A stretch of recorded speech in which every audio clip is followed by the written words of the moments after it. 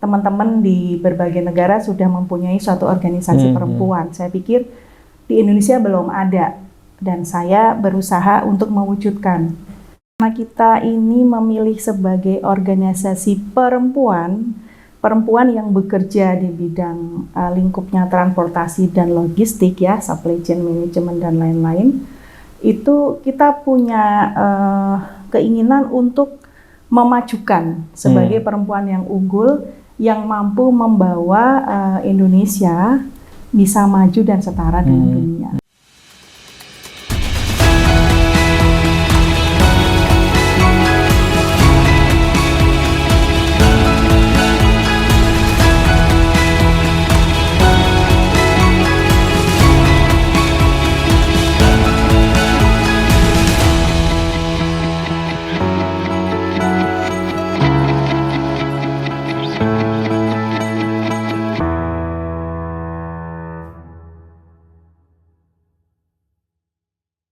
Ya, baik, sekarang saya bersama dengan Ibu Susana Riana selaku Ketua Umum dari IWTL sekaligus owner dari Transaka Cargo ya, Bu? Transaka Dunia Kargo. Transaka Dunia Kargo. Baik.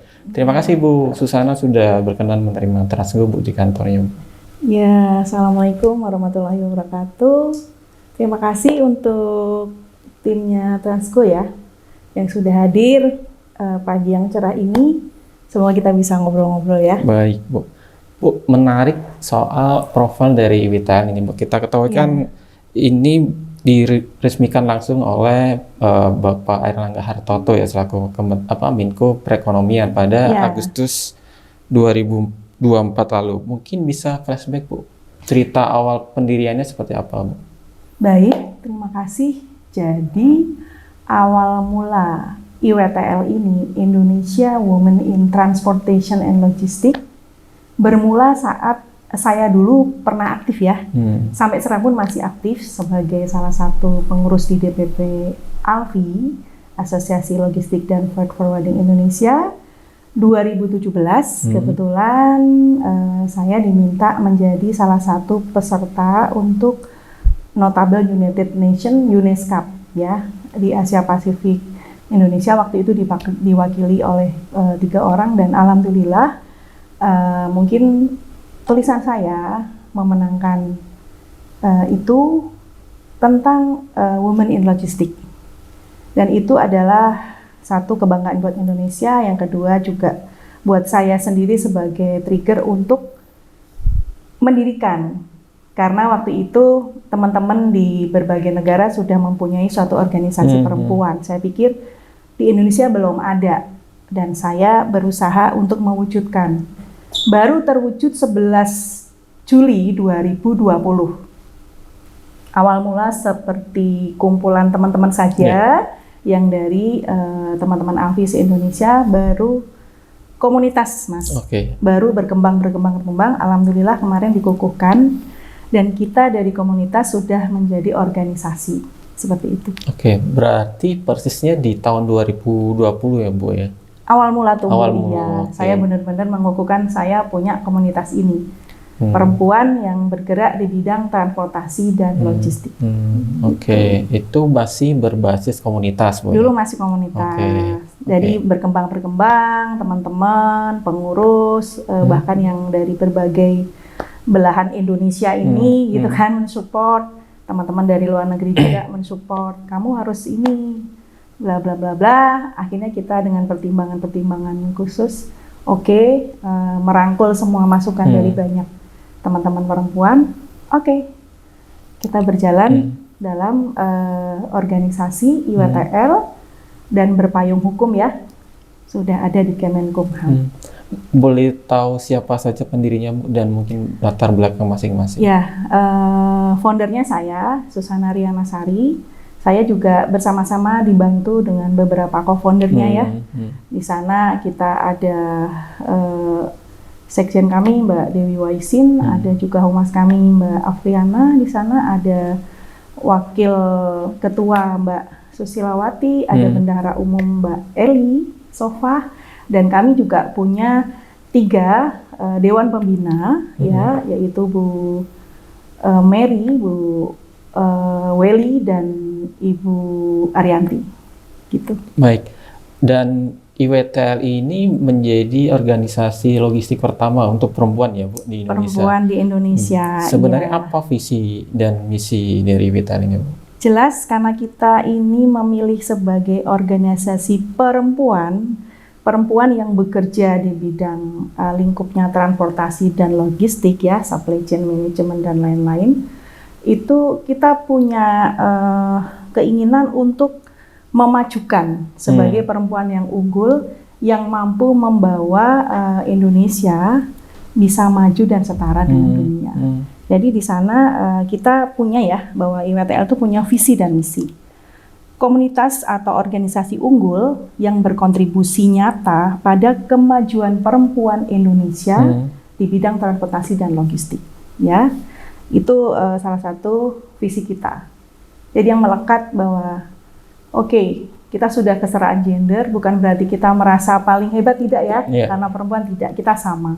Hanya kebetulan di Indonesia ini mungkin perempuan belum begitu diberikan tempat yang lebih maksimal. Jadi mereka, para perempuan-perempuan itu juga bisa maju lewat bidang kerjanya.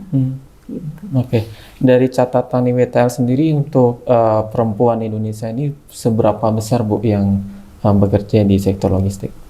Di sektor logistik Indonesia mungkin belum begitu banyak ya. Mungkin sekitar ya hampir 30%-an lah. 30%. Tapi alhamdulillah perkembangan waktu saat ini mungkin karena perempuan pun juga sudah mempunyai keahlian yang sama dengan laki-laki, mereka diberikan tempat. Apalagi mungkin kan pemerintah terus menggaungkan porsi perempuan itu diberikan ini ya. Semakin besar ya Bu? Semakin besar. Jadi ini sebenarnya kesempatan terbaik buat para perempuan untuk meningkatkan ya kemampuannya untuk mengeksplor segala keilmuannya, keterampilannya dengan cara mungkin meningkatkan sumber daya manusianya di bidang logistik dan transportasi seperti itu. Oke. Dan ketika ngomong logistik kan sebagian besar dikatakan bahwasanya logistik identik dengan pekerjaan laki-laki Bu ya. Ya. Kalau dari member-member dari IWTL sendiri, apa yang membuat tertarik terjun di logistik Bu? Saya pribadi mungkin mewakili dari teman-teman. Sekarang sudah nggak zamannya lagi dah bidang-bidang logistik hanya untuk laki-laki ya. Perempuan pun juga semakin lama semakin tertarik untuk terjun karena sebenarnya bidang pekerjaannya sih hampir sama ya. Kalau bisa dibilang ceruk pasar di logistik itu sangat menarik dan keren lah menurut aku. Jadi perempuan pun bisa, dan itu banyak dibuktikan. Sekarang banyak leader-leader perempuan yang menduduki dalam suatu tingkatan tertentu menjadi pelaku logistik, menjadi owner logistik, atau dia menjadi menduduki jabatan tertentu. Apakah bisa dikatakan bahwasanya perempuan yang bekerja di sektor logistik ini hanya faktor by accident atau terpaksa dalam tanda petik karena belum banyak yang terlibat? Menurut saya tidak juga ya, bukan by accident lah menurut saya, karena saya sendiri pelaku ya. Hanya mungkin sosialisasi dan kesempatan aja yang belum diberikan secara maksimal buat perempuan. Karena mungkin 25 tahun saya bergelut ya, berkecimpung di bidang transportasi dan logistik itu ya amazing lah, menarik gitu ya. Perempuan itu bekerja dimanapun adalah mulia. Yang penting itu adalah sesuatu yang memang sesuai yang diarahkan, sesuai aturan ya. Dan perempuan juga harus tahu diri bagaimana dia menempatkan, karena dia punya mungkin batasan-batasan ya sebagai perempuan. Sebagai perempuan umumnya apa Bu tantangannya untuk bekerja di sektor logistik? Ada beberapa tantangan karena masih ada stereotip yang ada di lapangan ya, bahwa perempuan itu ada yang bilang kalau kerja logistik itu kan kadang sampai malam juga kan, 24 jam. Tidak kenal gitu waktu kan. Ya Bu? Iya, dan itu luar biasa effortnya, bahwa ada yang bilang itu tabu dan lain-lain. Semua dikembalikan ke kita sih ya, bahwa perempuan bisa menerapkan jati dirinya sesuai yang dia miliki. Jadi aku pikir tidak ada masalah. Dan itu harus membutuhkan kerjasama dari banyak pihak ya, untuk memberikan tempat yang layak buat perempuan bekerja di sektor laki-laki. Gitu. Semakin maju ya dunia, semakin perempuan juga tangguh menjalankan. Karena satu sisi bahwa perempuan itu biasanya lebih luwes gitu ya, dia mungkin lebih tough, juga dia lebih sabar dalam menghandle suatu pekerjaan kayak gitu. Apakah ada diskriminasi Bu di sektor logistik bagi perempuan saat ini? Atau mungkin pengalaman dulu? Diskriminasi mungkin masih ada ya, di beberapa tempat mungkin masih ada. Terkadang mungkin ada kalanya pekerjaan mereka yang top level gitu kan, mau memberikan ke perempuan, apalagi pekerjaan yang urusannya dengan technical yang berat gitu, mungkin mereka masih berpikir-pikir. Padahal sebenarnya kalau perempuan itu diberikan kesempatan, mereka pun bisa gitu. Insya Allah mereka mampu. Bentuk-bentuk diskriminasinya seperti apa Bu misalnya Bu yang pernah ada? Yang pernah ada, ya contoh kecil penempatan tugas ke daerah. Contoh begini, saya bekerja di bidang industri pengiriman barang-barang militer gitu ya. Pernah suatu kali kita ditugaskan di daerah konflik, misalnya di Sudan atau di Kongo kayak gitu ya, karena kita mengirim barang-barang untuk ke sana. Ya, terkadang di situ masih ada kekhawatiran gitu loh. Oh jangan di ini nanti terjadi sesuatu di sana kalau sampai malam sampai apa gitu. Padahal kita pun sebenarnya bisa, kita mampu. Kita dibekalin teknikalnya seperti apa, menghadapi bargaining dengan mungkin beberapa yang harus kita hadapi di lapangan seperti itu. Atau juga mungkin di pelabuhan atau mungkin di kapal, kan belum banyak yang kapten perempuan, walaupun sudah banyak yang ditempatkan di posisi tertentu. Dan itu butuh mungkin sosialisasi ya. Tidak terlalu banyak sekali. Sekarang pun sudah maju ya. Artinya posisi perempuan sudah menduduki area-area yang dulunya hanya ditempati oleh laki-laki. Artinya masih ada stereotip bahwasanya perempuan belum capable untuk urusan operasional, urusan teknis mungkin ya Bu? Iya, kadang seperti itu. Padahal kenyataannya kalau perempuan itu diberikan kesempatan, mereka mampu. Ada semacam tips atau dari Bu Susana mungkin untuk perempuan yang mungkin terlanjur terjun di berkarir di logistik ini agar tetap stay dan mungkin optimis dengan karirnya Bu? Optimis dengan karir ya. Yang jelas dia harus punya sikap, dia percaya pada diri sendiri ya. Dia yakin dan dia punya inner tuh nggak hanya inner beauty hati, tapi juga kemampuan menguasai suatu kemampuan tertentu. Contoh, kalau kami di bidang logistik, ya perempuan harus diberdayakan dengan cara apa?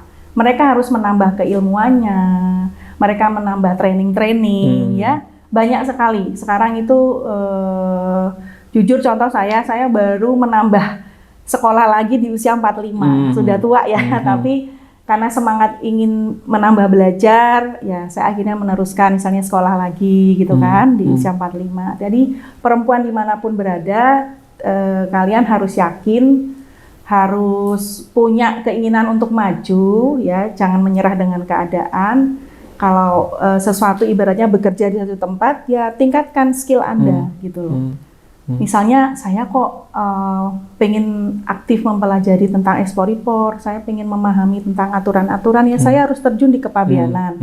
Kita bisa ikut training kepabeanan. Saya pengen pahami seperti apa sih dunia supply chain management, kita ambil training tentang SCM atau tentang basic logistik atau tentang Viata diploma itu di Alfi Institute juga ada, banyak ya, di SCI juga ada, di universitas tertentu tempat saya belajar juga ada. Apabila ingin belajar ada Institut Transportasi dan Logistik. Banyak sekarang.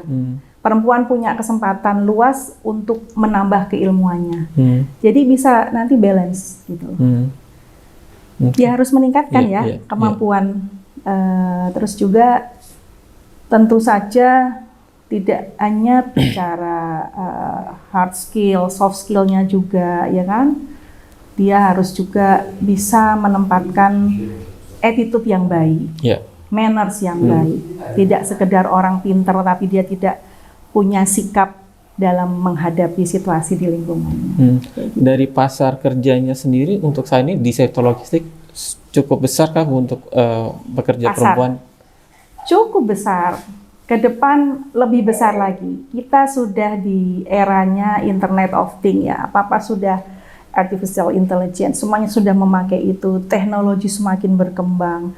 Jadi mungkin kita juga jangan sampai ketinggalan zaman ya. Ke depan keilmuan kita juga harus ditambah mengikuti perkembangan zaman. Digitalisasi. Nah, semua platform sudah pada digital semua ya. Menyambung soal pasar kerja yang tadi Bu Sasana katakan bahwasanya sangat besar ya peluangnya. Masih dengan peluang tersebut, apakah untuk jumlah pekerjaannya khususnya wanita, perempuan itu tersedia dan kompeten, Bu? Saat ini pemerintah sedang menggalakkan ya untuk menuju Indonesia Emas 2045.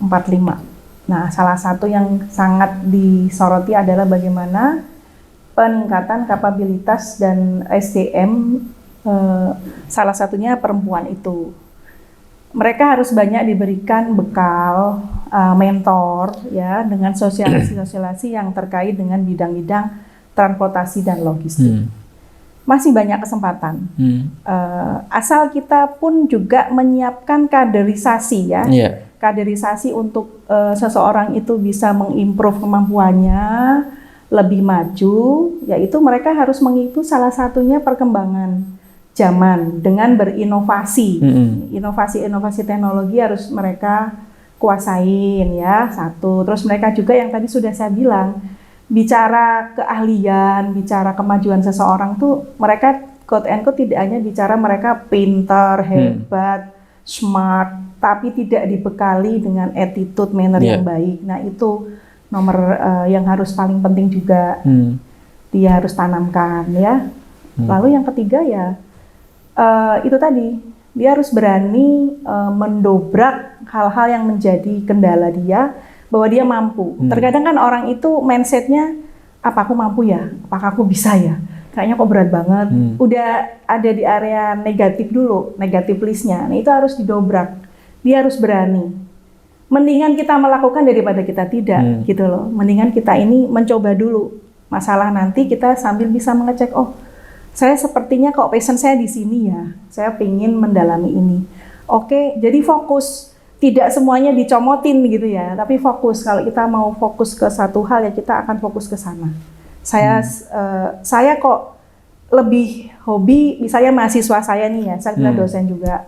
Sering bilang, Bu, kok saya tertarik ya bidang logistik, tapi yang terkait dengan pergudangan, boleh nggak Bu saya? Ya boleh saja gitu loh. Kita itu bisa menjadi pendengar, kita fleksibel menerima masukan, tapi juga kita juga harus bisa mengarahkan, gitu loh, mampu menilai gitu loh diri. Jangan menjudge, oh itu nggak bagus, yang bagus ini, tidak.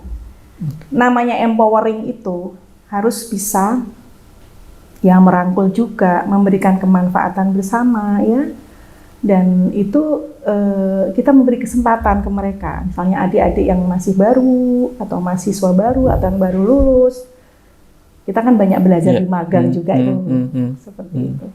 Oke, tapi dari sisi awareness-nya untuk generasi muda saat ini, terutama perempuan, Bu, apakah mereka aware bahwasanya ketika berkarir di sektor logistik mereka menjanjikan bagi mereka? Awareness-nya apakah sudah ada dari mereka? Dari mereka? Iya, untuk generasi lebih muda, khususnya mungkin Gen Z. Generasi Gen Z. Saya lihat Gen Z saat ini mereka itu harus bisa memang membedakan ya, generasi kami dulu ya dengan generasi mereka itu unik saat ini ya. Mereka smart, pinter, Dan frontal kadang. Saya maunya ini ya ini, gitu kan. Saya kadang ada tuh kami melihat ya salah satu mahasiswa atau karyawan kita, kadang dia kalau udah nggak suka satu hal, dia pamit gitu. Nggak model kayak kita dulu ya. Mereka kritis gitu loh. Tapi kadang terlalu instan dan mereka harus dibimbing. Adik-adik itu. Memang kita tidak bisa menyamakan yang dulu dengan yang sekarang. Tapi kalau ada yang bilang saat ini apa? Teman-teman mungkin tahu ya, Gen Z itu dianggap generasi apa tuh. Tapi kita harus sebagai orang tua, kita harus tetap mendukung, mengarahkan pendengar yang baik gitu kan. Mereka inginnya apa? Jangan memaksakan sesuatu yang mereka sendiri sebenarnya tidak suka. Malah kita memberikan kesempatan dengan sesuatu mungkin apa ya, yang bisa dia create, yang positif, kasih ruang. Apa yang bisa kamu buktikan di bidang transportasi dan logistik? Kamu punya pemikiran apa? Selama itu kita ikutin itu positif, kita support gitu. Dan dunia transportasi logistik ini kan sebenarnya sangat menarik sekali ya. Selama perekonomian dunia terus berputar, selama itu pula dunia akan terus membutuhkan ya transportasi dan logistik. Oke. Apakah mungkin Bu Susana setuju dengan tren startup logistik yang 5 tahun startup logistik 5 tahun atau 10 tahun terakhir semakin marak, membuat teman-teman muda ini, khususnya perempuan muda ini tertarik di sektor logistik, bukan banyak yang startup logistik. Startup ya, oke. Startup logistik kalau boleh saya amati, mereka oke, bagus, tapi tetap juga harus ada bekal tambahan yang sebenarnya itu menjadi basic. Dia mau jadi startup apa? Logistik. Dia udah pahami logistik belum? Udah ngerti nggak basic pembelajaran tentang basic freight? Mungkin ya, tentang supply chain management. Itu mereka harus dibekalin itu. Jadi kalau mereka pembekalan itu sudah sudah lengkap. Nah, memang eranya sekarang emas, harus wajib belajar. Kalau kita nggak belajar tentang digitalisasi, kita akan tertinggal. Nah, itu harus dikompilasi, harus digabung. Kenyataannya kan masih banyak ya. Kita fair aja.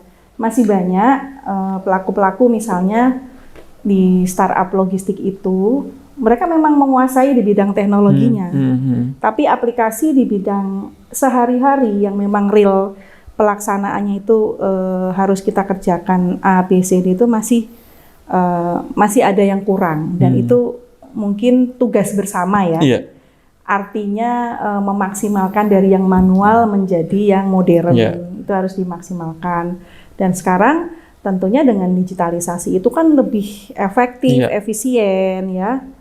Dulu kita mau ngambil DO aja sampai antri gitu kan di pelayan apa. Sekarang sudah nggak ada IDO dan lain-lain. Dan itu akan lama-lama terus berkembang.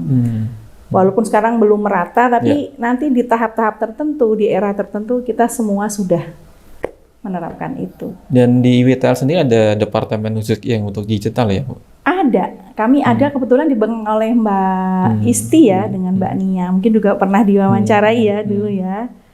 Ada, terus kami juga punya salah satu CEO handal yang sekarang menjabat CEO Mostran, Bu Berti, Mbak Berti itu juga dia bidangnya fokus di situ.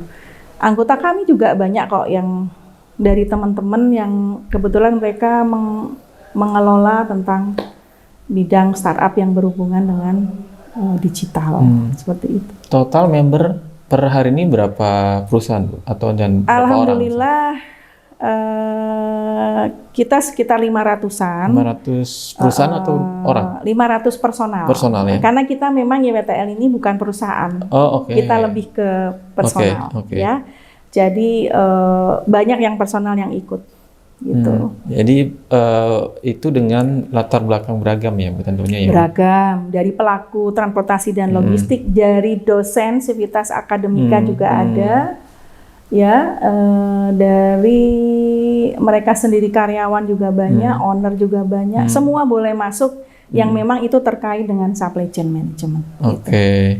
Kalau gambaran perusahaannya Bu dari 500 itu background perusahaan apa saja? Layanannya khususnya Bu apa saja? Ya, kita ini kan bicara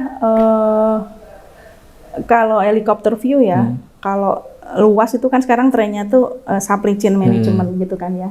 Dunia logistik tuh ada di dalamnya. Di dalamnya lagi ada transportasi itu bagian dari logistik ya. Banyak banget.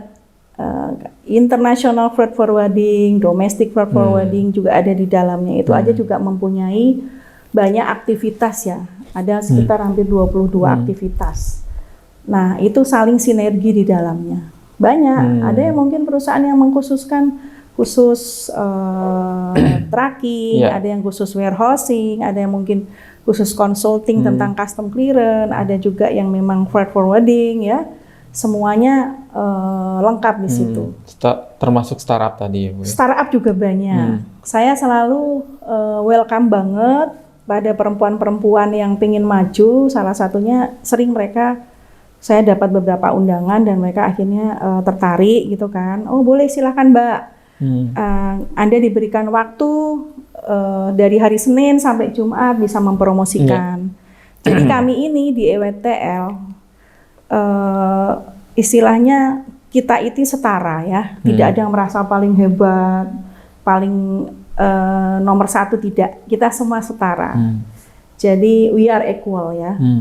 Kalau ada yang bilang we are equal, no one left behind, itu bener banget bahwa kita tuh nggak ada yang merasa paling depan di belakang, tapi kita setara loh, bahwa kita satu saudara, satu perempuan, dan kalian harus saling empowering lah di sana ya, saling membantu gitu.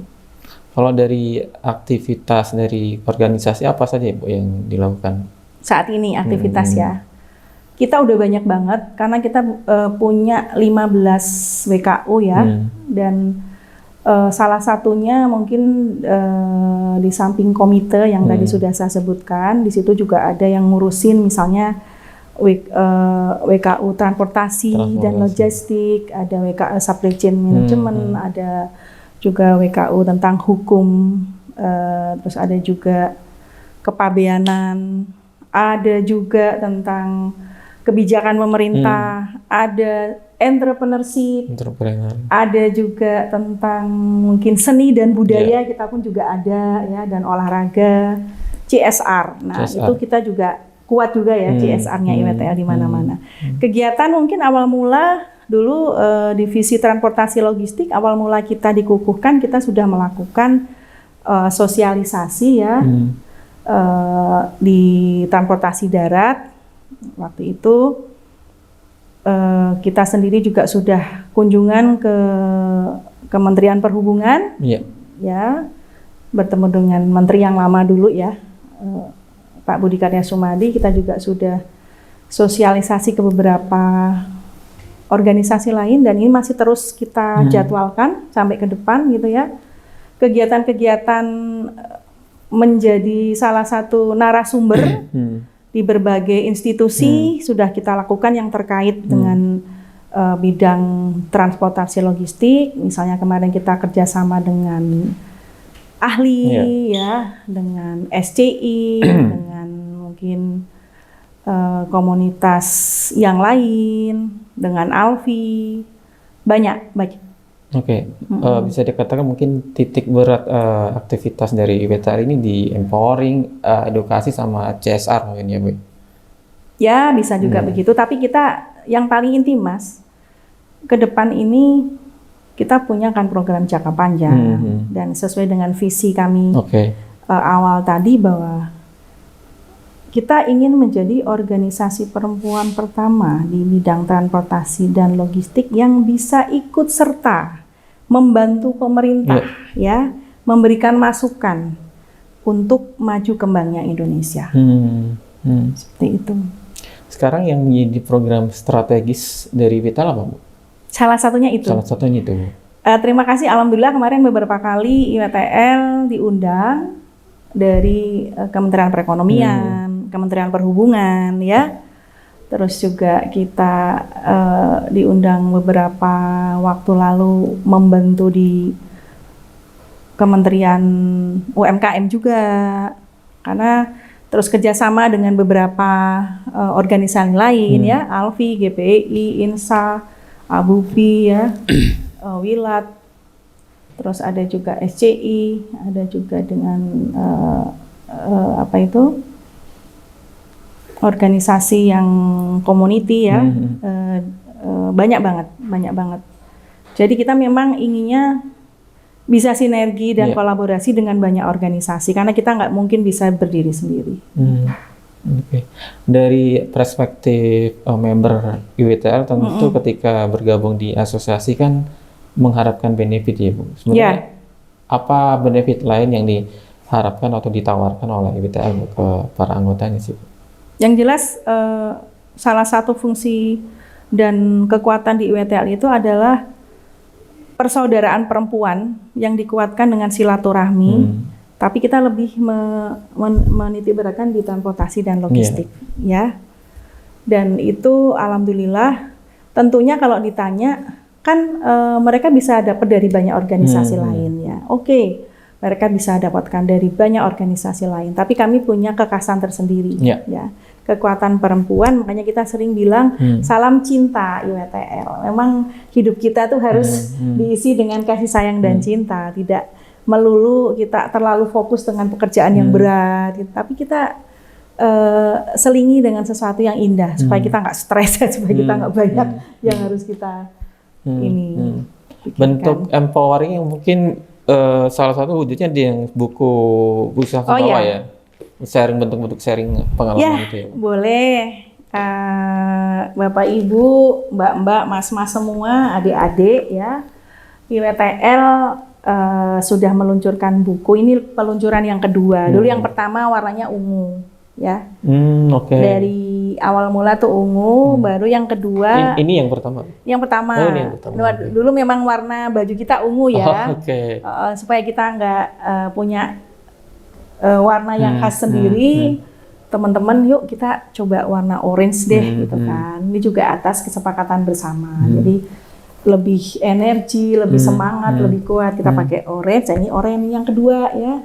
Alhamdulillah kemarin kita udah cetak 1000 eksemplar dan sudah merata ke seluruh Indonesia, bahkan mungkin juga kolega-kolega kita di luar negeri. Di sini berisi 28 ya perempuan tangguh di bidang transportasi dan logistik. Jadi saya mengajak sahabat-sahabat saya dari beberapa anggota yang memang ingin menulis. Ini kita baru buka batch pertama. Ya, nanti next kita akan membuka lagi mungkin teman-teman lain yang ingin berbagi sharing pengalamannya di batch selanjutnya. Jadi mereka bisa cerita nih, Mas ya, bagaimana perjuangan dia dari nol. Artinya pembaca itu akan diajak melihat perjalanan seseorang dari nol hingga mereka bisa mencapai sesuai impian mereka. Terus satu hal juga, ada case-case pekerjaan yang mungkin buat orang lain itu biasa, tapi buat seseorang yang orang lain nggak ngerti, dia jadi mengerti. Oh ternyata ngurus pengurusan di airline tuh seperti itu. Oh pengurusan di pelabuhan tuh kayak gitu. Oh kalau lagi menghadapi obstacle di kepabeanan tuh kayak gitu ya. Oh seperti ini, seperti ini. Ini banyak juga yang diceritakan di sini. Gitu. Artinya tidak hanya sharing soal karir ya Bu? Tidak. Ada knowledge baru ya? Knowledge baru. Jadi mereka paham. Ada juga kemarin di sini ya, artinya sempat menginspirasi waktu saya perjalanan ke beberapa daerah ya, ke Natuna yang pedalaman sana, ke Kalimantan atau apa. Kadang turun ke pelabuhan, istilahnya mereka itu cerita, Bu, saya pingin loh, gimana, saya bisa nggak bikin perusahaan Bu? Saya cuma punya ini, dan itu harus disemangati mereka. Bahwa perempuan punya cita-cita yang luhur, mereka harus mencoba, mereka harus disupport, mereka harus didukung. Semua kan tidak hanya bicara masalah uang ya. Betul nggak? Kita punya networking yang luas, itu udah suatu aset, ya kan? Nah itu harus kita dukung, seperti itu. Tapi dari sisi makna yang ingin disampaikan apa Bu dengan IWTL membagikan pengalamannya untuk membernya lewat buku-buku ini, apa yang ingin disampaikan? Iya sesuai dengan visi misi IWTL itu ya, kalau visi kita jelas, kita ingin menjadi salah satu organisasi perempuan di Indonesia yang bergerak di bidang transportasi dan logistik, bisa memberikan support, membantu pemerintah, membantu masyarakat, gitu kan. Misinya juga banyak banget di situ. Mungkin bisa ya saya berikan contoh satu persatu di sini. Contoh nih, misalnya kita sudah punya meningkatkan keunggulan nyata sebagai pemimpin perempuan dalam dan luar negeri di bidang transportasi dan logistik. IWTL ini meskipun membernya orang-orang Indonesia, tapi mereka pun punya bidang pekerjaan yang networkingnya di luar negeri juga. Jadi mereka diajak untuk belajar. Misalnya dulu hanya di Indonesia, saat ada pertemuan meeting di luar negeri mereka bisa mencoba diajak ke sana. Banyak ya, banyak sekali event-event internasional yang ada. Ini besok kita bulan Agustus ada international meeting untuk logistik di Bangkok. Teman-teman juga diajak. Yang berkenan monggo, supaya mereka bisa belajar one-on-one meeting dengan agent luar negeri ya. Terus ada juga meningkatkan peran IWTL sebagai konsultan dalam membantu dan berkontribusi menyelesaikan masalah pemerintah pusat maupun daerah di bidang translog. Contoh kecil, kita kemarin teman-teman yang bergerak di transportasi darat sempat diundang dari Kementerian Perekonomian ya, dan kita diajak diskusi, dimintain pendapat di FGD tentang odol ya, over dimension overload.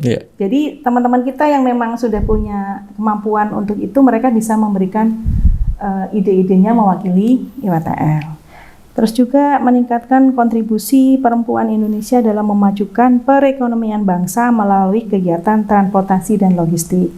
Kami sudah melakukan beberapa kerjasama, khususnya di bidang entrepreneurship. Misalnya kita terkait dengan para UMKM di seluruh Indonesia. Kami ada bidang memberikan pelatihan training khusus gratis ya, tidak dipungut biaya, karena kita pengen mengempowering Bapak Ibu yang punya usaha UMKM ingin belajar ekspor. Jadi mengeksplor UMKM Go Explore.